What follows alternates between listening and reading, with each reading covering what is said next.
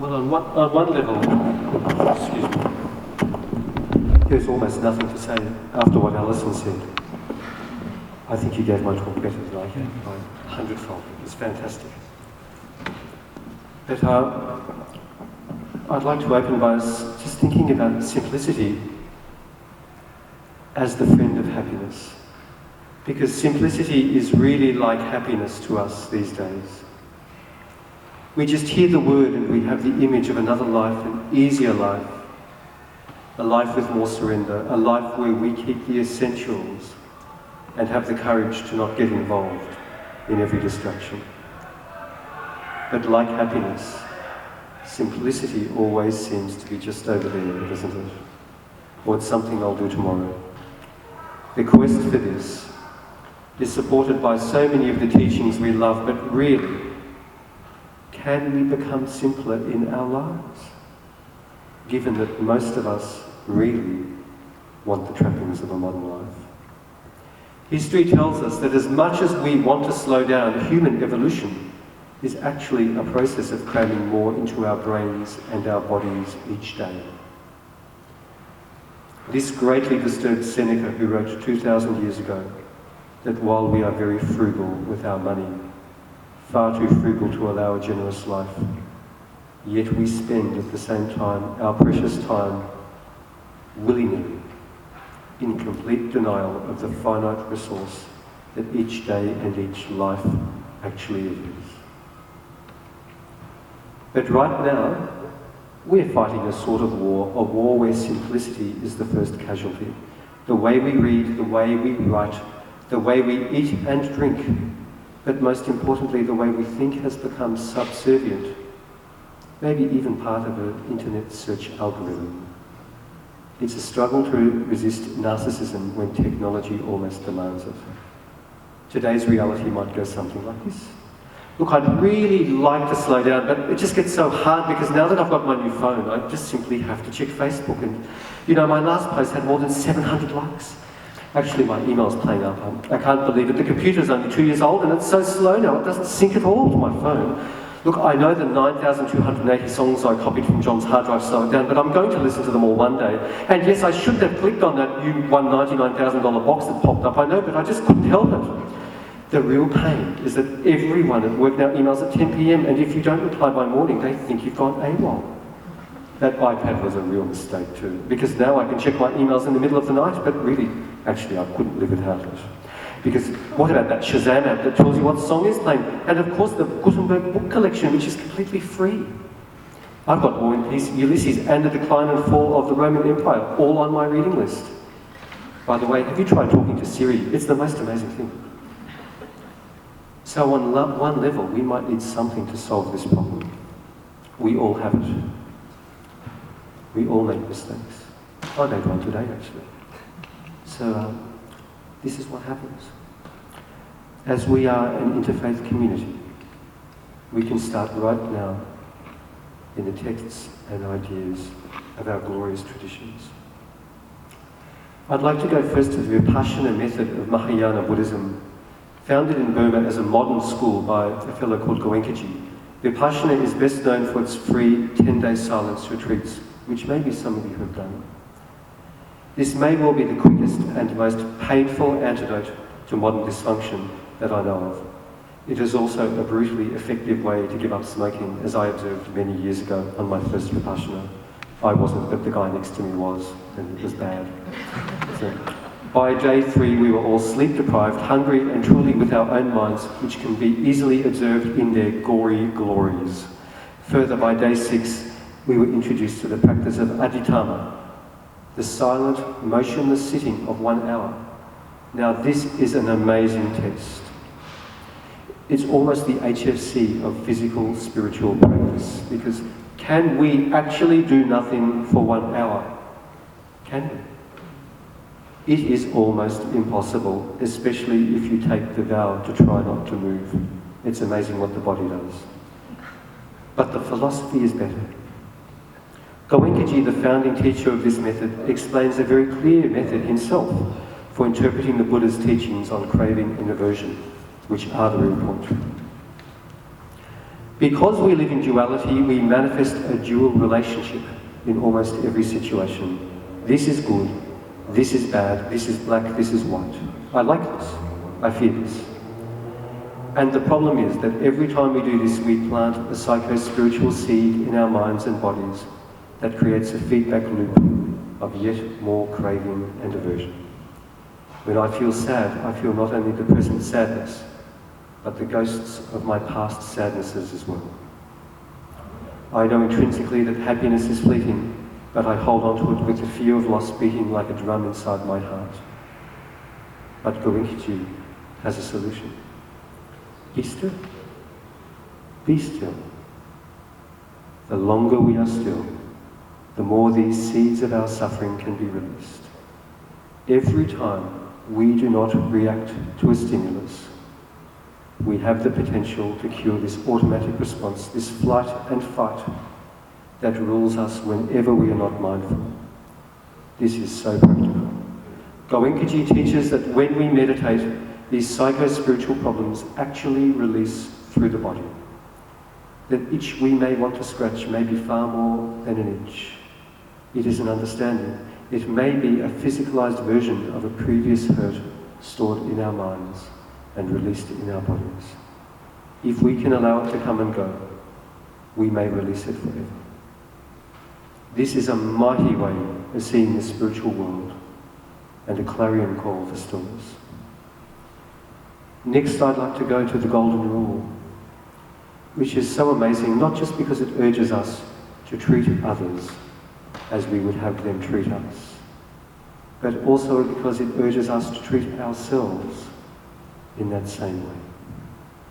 Many times in our services we have read teachings about this rule, but the essence is so simple, almost too simple, that every action we perform to the external world will also create equally an action in our internal world.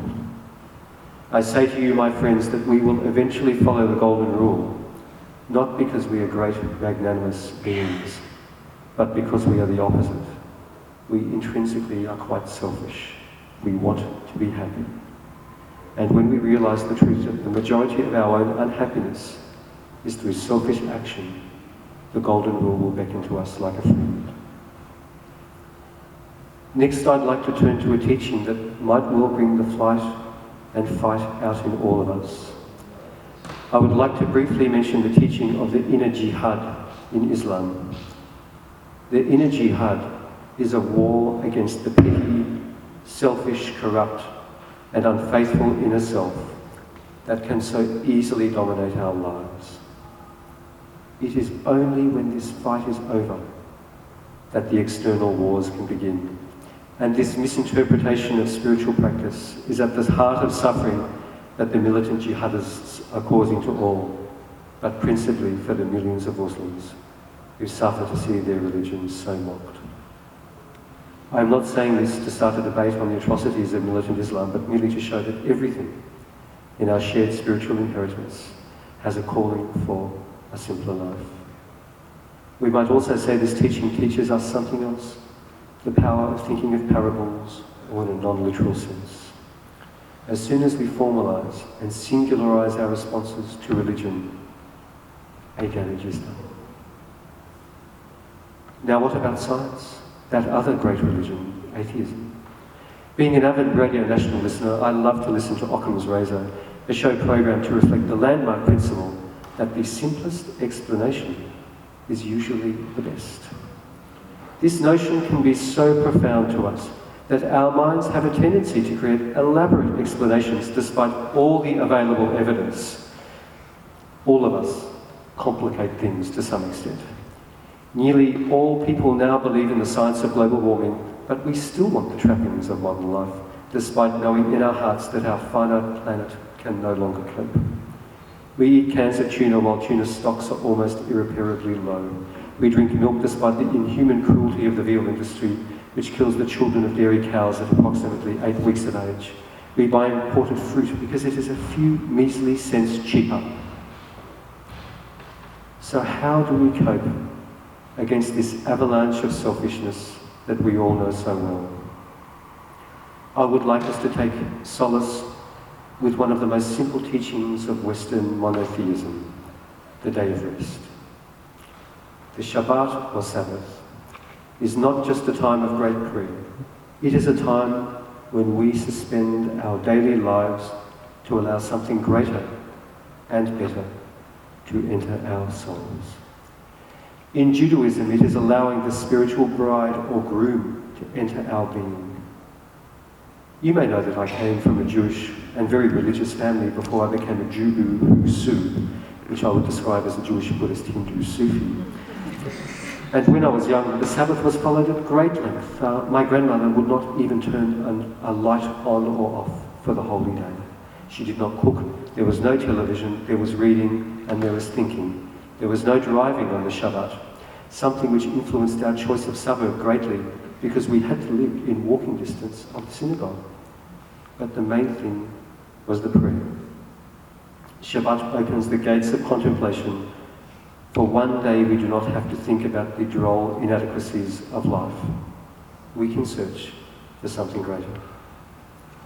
Shabbat also teaches us about boredom, specifically that boredom is not something to shun. It is a state to cherish. From boredom the best ideas take hold, and in boredom we really rest.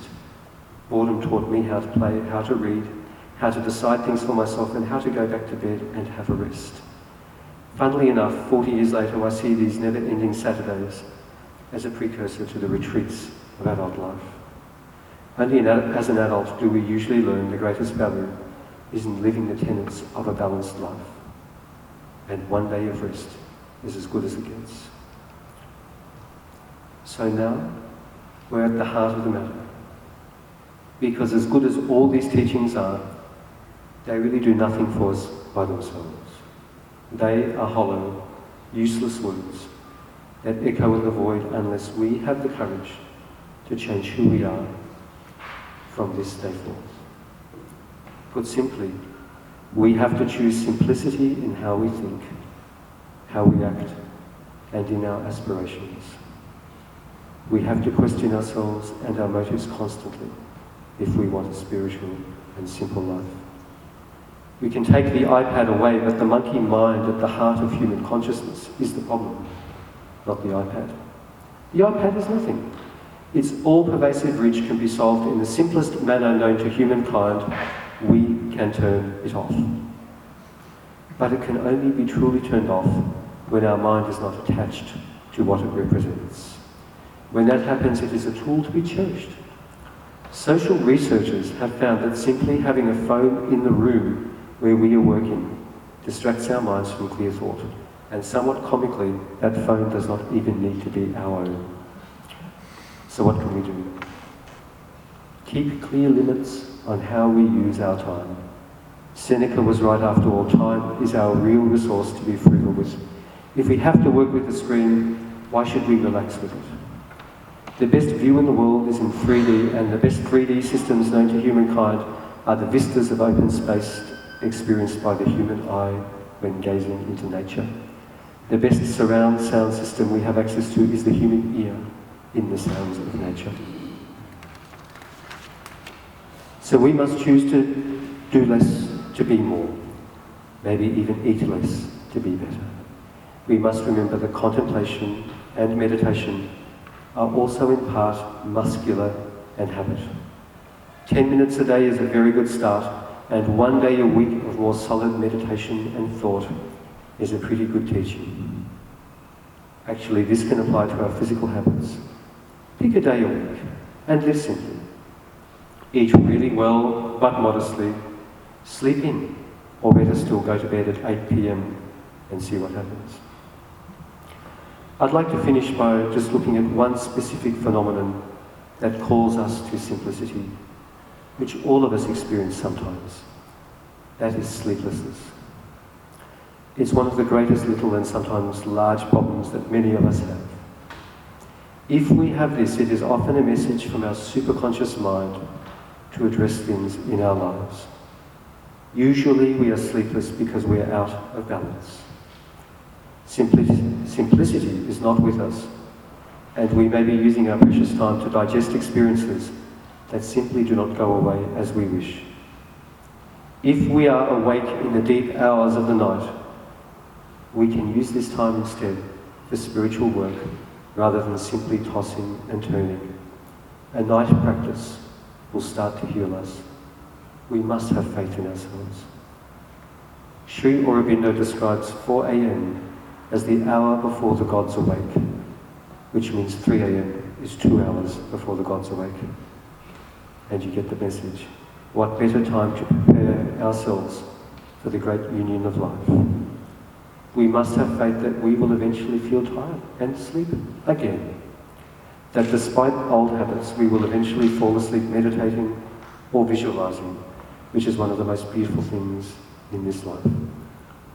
Day or night, happy or sad, duality or in union, we must be aware that 2 words open the simple key that we need to turn when life is chaotic. Be still. Be still and know that I am God. Be still.